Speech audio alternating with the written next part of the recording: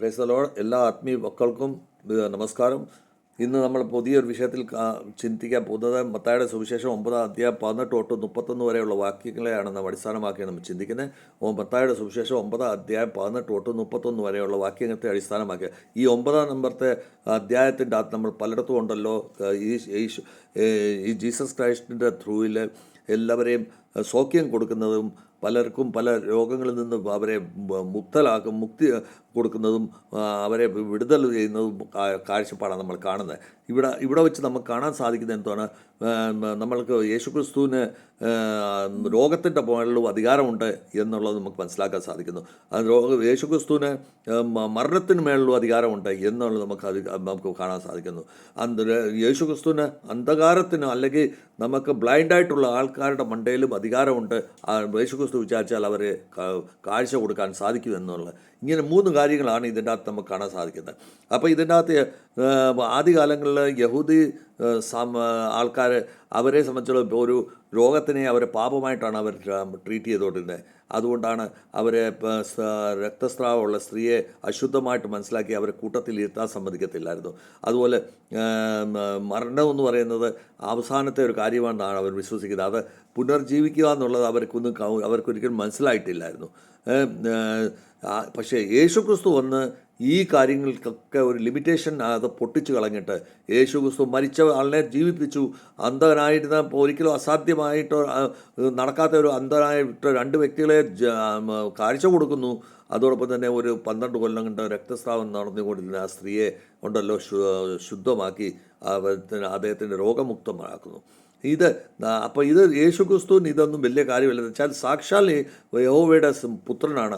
അപ്പോൾ ആ യഹോവയുടെ എല്ലാ ശക്തിയും യേശുക്രിസ്തുവിലുണ്ടായിരുന്നു.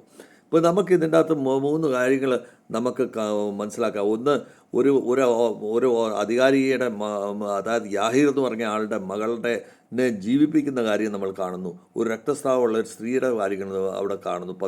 അവരെ സൗഖ്യം കൊടുക്കുന്ന 2 അന്ധന്മാരെ സൗഖ്യം കൊടുക്കുന്നത് നമ്മൾ കാണുന്നു.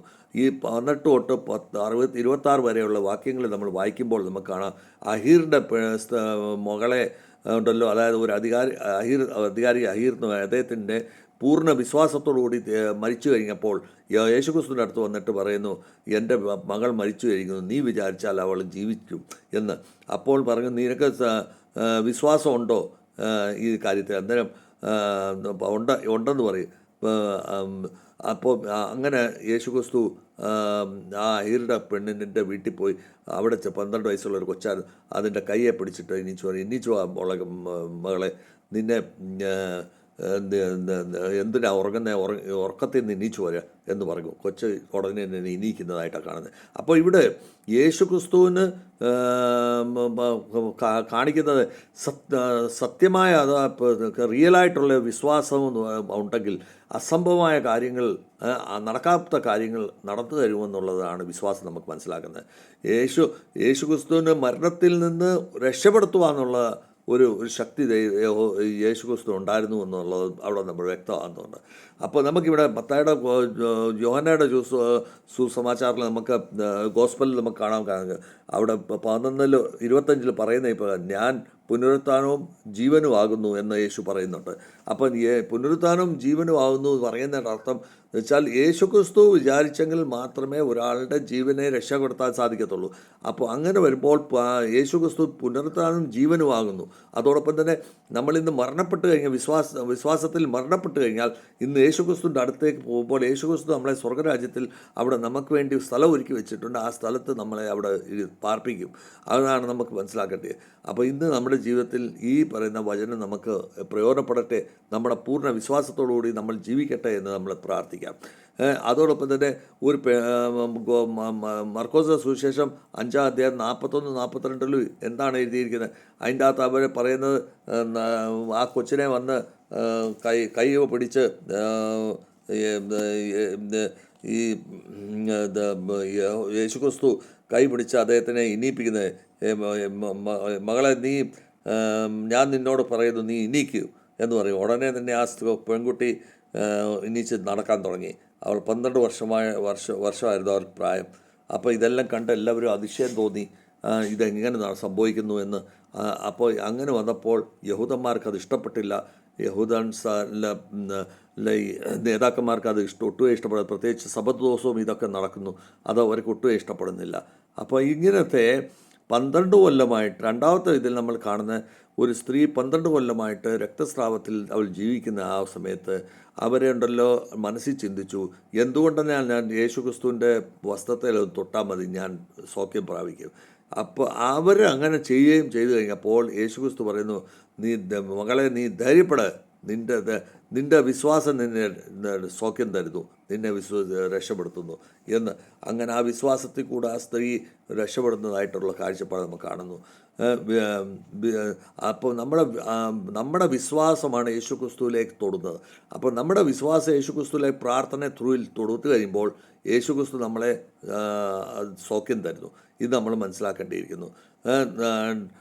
നമുക്ക് ഇന്ന് സമൂഹത്തിൽ കൂടെ നമ്മളെ ഒഴിവാക്കിയിരിക്കുന്ന ആൾക്കാർ, നമ്മളെ രോഗബാധ്യത വന്ന് നമ്മളെ ഒഴിവാക്കിയിരിക്കുന്നവരെ യേശുക്രിസ്തു സ്വീകരിച്ച് നമ്മളെ കൂടെ കൊണ്ട് നടക്കുന്നു. ആ രോഗബാധിതയായ ആ സ്ത്രീ സമൂഹം എങ്ങും കൂട്ടത്തിൽ ഇരുത്തത്തില്ലായിരുന്നു. പക്ഷേ ആ സ്ത്രീ യേശുക്രിസ്തു കൊണ്ടുള്ള കൂടെ കൈ പിടിച്ച് നിർമ്മിച്ചു എന്നുള്ളതാണ് നമുക്ക് മനസ്സിലാക്കാൻ സാധിക്കുന്നത്. ഇത് മർക്കോസിൻ്റെ സുവിശേഷം 5-ാം അധ്യായം 34 എന്താണ് പറയുന്നത്?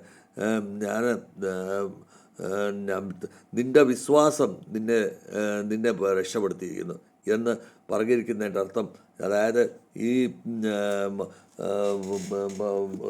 രോഗബാധിതയായിരിക്കുന്ന ഈ മകൾക്ക് ആ വിശ്വാസമുണ്ട് അവരെ രക്ഷപ്പെടുത്തി എന്നുള്ളത് അവിടെ വെച്ച് നമുക്ക് മനസ്സിലാക്കുന്നു. അപ്പോൾ നമ്മൾ ആ സ്ത്രീയുടെ വിശ്വാസത്തിൽ കൂടെ നമുക്ക് മനസ്സിലാക്കേണ്ട കാര്യങ്ങളാണ്. നമ്മുടെ ജീവിതത്തിലും അത് തന്നെ ആയിത്തീരട്ടെ എന്ന് നമുക്ക് പ്രാർത്ഥിക്കാം. യെശയ്യായുടെ പുസ്തകത്തിൽ 53-ാം അധ്യായം 5-ാം വാക്യത്തിൽ ഇതുപോലെയാണ്, നിൻ്റെ യെശയ്യാ പ്രവാചകൻ യേശുക്രിസ്തു ജനിക്കുന്നതിന് 700 വർഷം മുൻപ് ജനിച്ചൊരു ഒരു ഭവിഷ്യവാണി ചെയ്യുന്ന ഒരു പ്രവാചകനായിരുന്നു അദ്ദേഹം. അന്ന് പ്രവചനം ചെയ്തിരിക്കുന്നത് യേശുക്രിസ്തു വന്ന് നമ്മുടെ ജീവിതത്തിൽ വന്ന് നമ്മളെ പ്രയാസത്തിലും വിഷമത്തിൽ നിന്ന് നമ്മളെ രക്ഷപ്പെടുത്തുകയും അതോടൊപ്പം തന്നെ നമ്മുടെ ആത്മീയ കാഴ്ചപ്പാട് നമ്മളെ നഷ്ടപ്പെട്ടിരിക്കുന്നത് അത് തിരിച്ചു തരികയും അതോടൊപ്പം തന്നെ നമുക്ക് എല്ലാ ശാരീരികവും ആത്മീയപരമായിട്ട് നമ്മളെ ഉയർത്തിക്കൊണ്ട് നടക്കുകയും ചെയ്യുന്ന ഒരു വ്യക്തിത്വം ആയിരിക്കും എന്നുള്ളത് നേരത്തെ അരുളപ്പാട് ചെയ്തിരുന്നു. അപ്പോൾ അതുപ്രകാരം ആണ് ഇതിൻ്റെ അകത്ത്, അതായത് യേശുക്രിസ്തു അടികൊണ്ടത് ആർക്ക് വേണ്ടിയാണ്? നമുക്ക് വേണ്ടി. അത് അന്നേ പറഞ്ഞിട്ടുണ്ട്. യേശുക്രിസ്തു നമ്മുടെ പാപത്തിൽ നിന്ന് നമ്മളെ വിടുതലാക്കാൻ വേണ്ടിയാണ് ചവിട്ട് കൊണ്ടതും അല്ല പീഡിപ്പിക്കപ്പെട്ടതും. അപ്പോൾ അത് അന്നേ പറഞ്ഞിരിക്കുന്ന കാര്യങ്ങളാണ്. അതുപോലെ തന്നെ 2 അന്ധന്മാരായിട്ടുള്ള 20 പറ്റി കഥകൾ നമ്മൾ കേൾക്കുന്നത്. 27 തൊട്ട് 31 വരെയുള്ള വാക്യങ്ങൾ അവർ ഈ 2 അന്ധന്മാർ അലറിക്കൊണ്ട് പറയുന്നു, ദാവീദിൻ്റെ പുത്ര, ഞങ്ങളോട് ദയ കാണിക്കൂ എന്ന് പറയുന്നു. അപ്പോൾ യേശുക്രിസ്തു പറയുന്നു, നിങ്ങൾക്കത്ര വിശ്വാസമുണ്ടോ? അന്നേരം അവർ പറയുന്നു, ഉണ്ട് പ്രഭു എന്ന് പറയും. അപ്പോൾ പറയും, എങ്കിൽ നിൻ്റെ കണ്ണുകൾ തുറക്കട്ടെ എന്ന് പറയും. അപ്പോൾ ശാരീരിക കണ്ണുകൾ തുറന്നപ്പോൾ അവർ അതിനോടൊപ്പം തന്നെ ആത്മീയ കണ്ണും ആ വ്യക്തികളുടെ തുറന്നു എന്നുള്ളതാണ് അവിടെ നമുക്ക് മനസ്സിലാക്കാൻ സാധിക്കുന്നത്. അപ്പം ആത്മീയവും ശാരീരികവും രണ്ടിൻ്റെയും ഇരുട്ട് മാറ്റി കൊടുക്കുന്ന ഒരു വ്യക്തിത്വമായിരുന്നു യേശുക്രിസ്തു.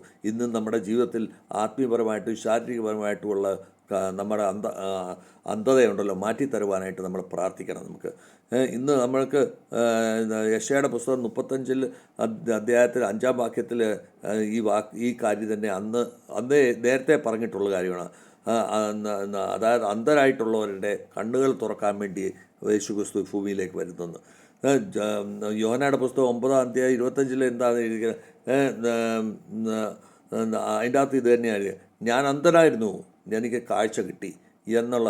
അപ്പോൾ ഇന്ന് നമ്മുടെ ജീവിതത്തിൽ ഞാൻ അന്ധനാണ്, ഞാൻ ശാരീരികമായിട്ടും മാനസികമായിട്ടും ആത്മീയപരമായിട്ടും ഞാൻ അന്ധനാണ്, എനിക്ക് കാഴ്ച കിട്ടി എന്ന് നമ്മൾ പറയാൻ ബാധ്യസ്ഥരാണ്. നമ്മൾ ആ പ്രാർത്ഥനയിൽ കൂടി നമ്മൾ പറയേണ്ടത് ആവശ്യമാണ്. അങ്ങനെ പറയുമ്പോൾ മാത്രമേ ദൈവം നമ്മുടെ കൂടെ നിൽക്കത്തുള്ളൂ. നമ്മളെ എല്ലാ കാര്യത്തിലും നമ്മളെ കൈ പിടിച്ചുകൊണ്ട് നടത്തത്തുള്ളൂ. അത് നമ്മൾ മനസ്സിലാക്കേണ്ടിയിരിക്കുന്നു. ഇന്ന് നമുക്കിതിൽ നിന്ന് പഠിക്കാൻ കിട്ടുന്ന എന്താണ്? വിശ്വാസം ത്തിൽ കൂടെ നമ്മൾ ജീവിച്ചാൽ അസാധ്യമായ കാര്യങ്ങൾ സാധിച്ചു കിട്ടുമെന്നുള്ള പക്കയാണ്. അത് നിശ്ചയമാണ്. യേശു എല്ലാ രീതിയിലുള്ള പ്രോബ്ലംസിനെ അതിനൊരു സൊല്യൂഷൻ കാണാനുള്ള ശക്തിയുണ്ടെന്നുള്ള മനസ്സിലായി. യഹോവ എല്ലാ ആൾക്കാരെയും കൈ പിടിച്ച് നടക്കുന്നു.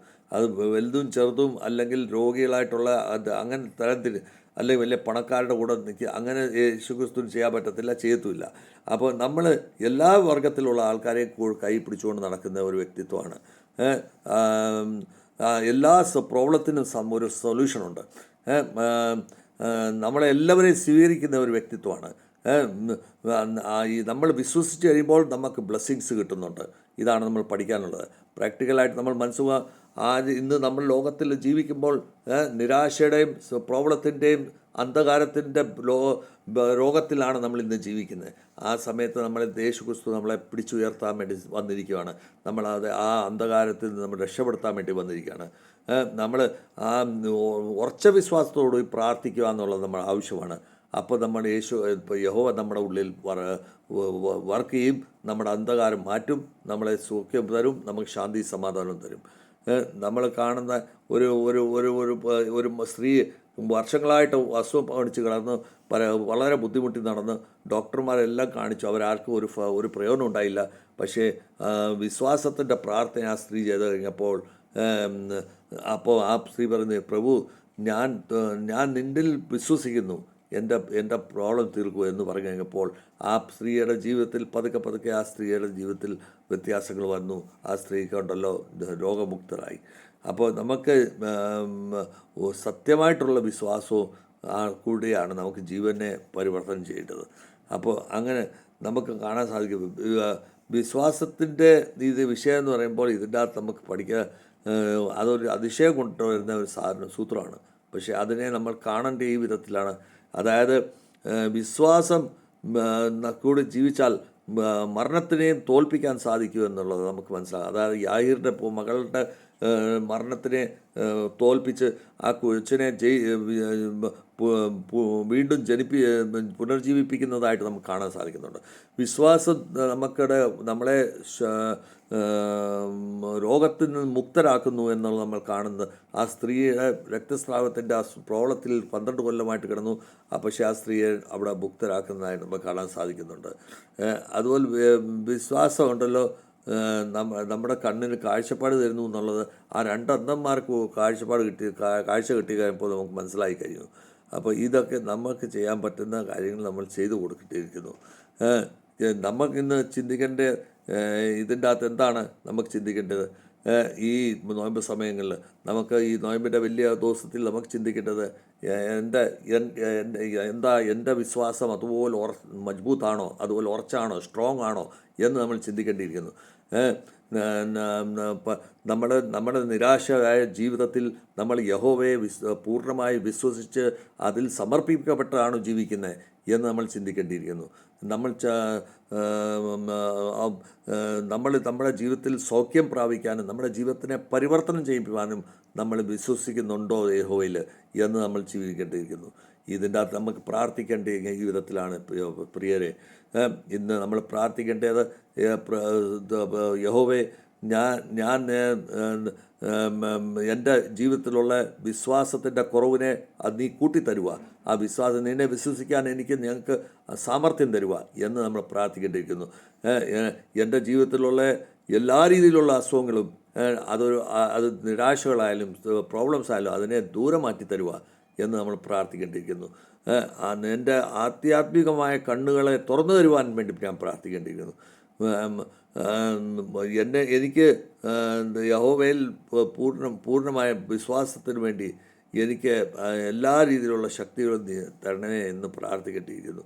ഈ രീതിയിൽ നമ്മൾ പ്രാർത്ഥിച്ചു കഴിയുമ്പോൾ നിശ്ചയമായിട്ടും മേളി പറഞ്ഞ മത്തായിയുടെ സുവിശേഷം 9:18-31 വരെയുള്ള വാക്യത്തിൻ്റെ അടിസ്ഥാനത്തിൽ നമുക്ക് സത്യമായിട്ടും വിശ്വാസം നമ്മളെ ഒരു അതിശയകരമായ രീതിയിലുള്ള പ്രവർത്തനം നമ്മുടെ ജീവിതത്തിൽ കൊണ്ടുവരും. ഈ യേശുവിൻ്റെ